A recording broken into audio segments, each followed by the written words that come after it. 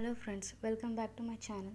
So today we are going to see the another topic of the Indian Contract Act, that is free consent.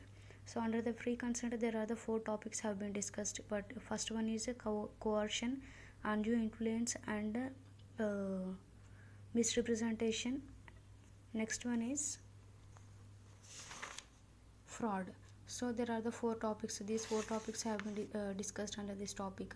So before going through the coercion, that is first one, we will see the what is free consent. The free consent is about the is one of the important essential element of the valid contract. Means to become a valid agreement, to become a valid contract, there must be some essential elements. Under that essential elements, free consent is one of the essential element. So what is a free consent? Free consent here means who are the parties entering into an agreement must agree upon the same thing in the same sense. That means if A and B are agreeing to buy the house, blue color house, then A must agree for selling that blue color house, and B must agree for buying that blue color house for some consideration. These mutual understanding is called as a consent. Means they are agreeing upon the same thing in the same sense, and that consent must be free. Whenever that consent is free, then only it becomes a valid contract. So whenever the consent is not free, then it will become a void. So what are the and voidable too. So what are the things making the agreement as a not agreement not becoming the valid contract? So what are the things making an agreement as a void? That things we are going to study now, because if there is no free consent, then there will be a coercion, undue influence, fraud, and misrepresentation. If these four are present in the agreement, then that agreement will not become a valid agreement, and it will not be enforceable by the law, and it will not become a valid contract. So to become the valid contract, free consent must be there. If free consent is not there, what are the things that stopping the agreement to become a valid contract? That we are discussing now. Means if free consent is disturbed, if a free consent gets disturbed, then these things will occur. Simply if an agreement is becoming the void, then these things will be present in the agreement. If these things are present, what are those things? Coercion, undue influence, fraud, misrepresentation. If these things are present in the agreement between the parties, then that won't become a valid contract, because these are stopping the free consent of the parties to the contract. Okay, so this is a, if free consent disturbs, these things will occur. Okay, so first one is coercion. What is coercion? Coercion is discussed under section 15. Coercion means forcing a person to enter into contract. Means when if A want to sell the blue color house to B, then A will force the B to enter into an agreement and to purchase that house. That forcingness, that threateningness is called as a coercion. Okay, see here, coercion means forcing a person to enter into an agreement. When a person is compelled to enter into contract by use of the threat or force by the other party, coercion is said to be employed. Okay, coercion includes the fear, force, threat, or the danger caused to a person or person's property. So A want to sell the house to B. A want to sell, and he is forcing. If he is forcing B, if he is forcing B, then if he is forcing B to purchase that blue color house which is sold by this A. If A is forcing B, then that agreement is created with the coercion, because any force or threatening B, if A threatens B, or if A forces B, or if A creates a danger to B, then all that things will come under the coercion, which is discussed in the section 15. If this coercion is present in the agreement, then that agreement will not be enforceable. Such contracts will become void in the eyes of the law, because they are not freely occurring between the parties. Instead of free, they are occurring with the coercion. Okay, that's why they are not becoming the valid. That's what said in this section 15 about the coercion. So following acts would amount to coercion. So what are the things would amount to coercion? committing to an act forbidden by IPC. IPC here means Indian Penal Code. So whenever committing to an act means whenever two parties are entering, or whenever one party is forcing the another party to enter into an agreement which is forbidden by the law. Forbidden by means stopped by the law, which is not permitted by the law. If that agreements are present, then it is called then that would amount to coercion. And next one is threatening to commit to an act forbid. Same here, if A is threatening B, then that will come under coercion. If A is making B to commit to an act which is not permitted by the law, then it is also comes under the coercion. That is the first point. And second point is threatening. Third point is unlawful detaining of a property of any person.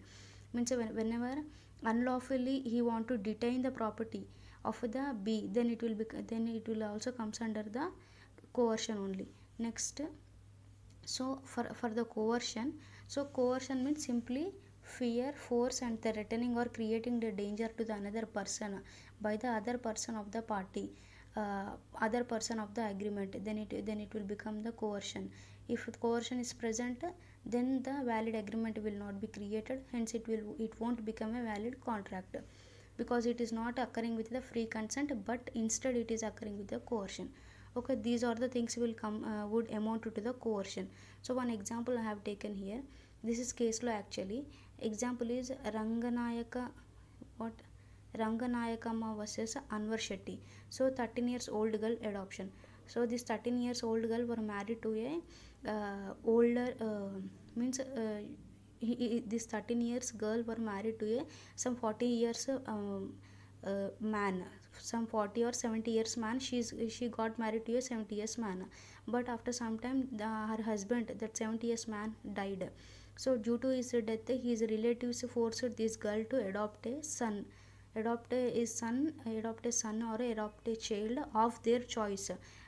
Then after so she adopts that child with the force of the relatives of that of this girl's husband. Means husband's relatives forced this girl to adopt a child of their choice. So here the force is involved, right? She got threatened by her husband's relatives, so it comes under the coercion. After some time, this girl went to the court and made a cancellation for the adoption. So the court also said that this adoption agreement will become cancelled, because the consent of this girl has been the consent of this girl of the agreement has been taken by forcing her. Who forced her? Her husband's 70 years husband relatives forced her. She is not willfully adopted that child, but by the force of the relatives she adopted. That's why this agreement has been become unlawful, and court also cancelled this adoption, because it is not freely happened, but instead the coercion has been taken place. So this is one of the example. Next one is the Chikkam Amiraju versus Chikkam Sheshamma. So in this case, a stranger to contact sometimes will cause a coercion. Okay, sometimes a stranger also causes a coercion to the agreement. So so in this case, this Chikkam Amiraju case, by threat of the suicide, a Hindu induced his wife. Means he threatened that I will get suicide if you won't write the property on my name. So a husband threatened his wife that if you want to transfer the property on my name or on my brother's name, I will commit to a suicide. Then she transferred her property to that husband. Here transferring the property, how the property has been transferred with the threat. Means she has been threatened by her husband, but not free willfully she not transfer the property, but she is forced by her husband to transfer the property on his name.